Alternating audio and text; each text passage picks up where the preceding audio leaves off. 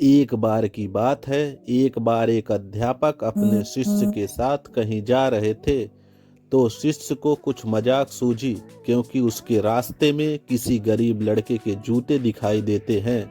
उसने अध्यापक से कहा कि गुरुजी, अगर हम इन जूतों को छुपा दें तो कितना मजा आएगा। गुरुजी ने कहा कि नहीं, गरीब इंसान के साथ इस तरह का भद्दा मजाक करना ठीक नहीं है।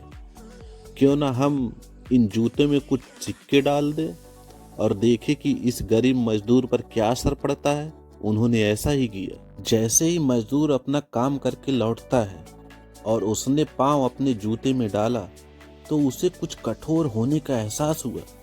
उसने अंदर हाथ डाला तो उसे कुछ सिक्के मिले।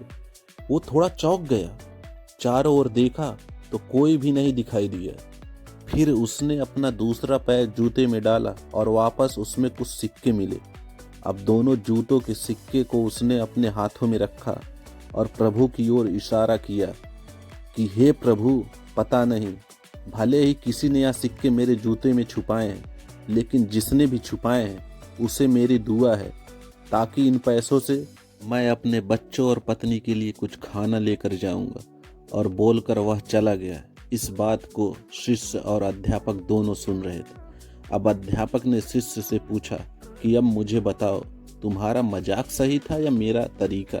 उसने कहा कि गुरुजी, मैं आपसे क्षमा चाहता हूँ।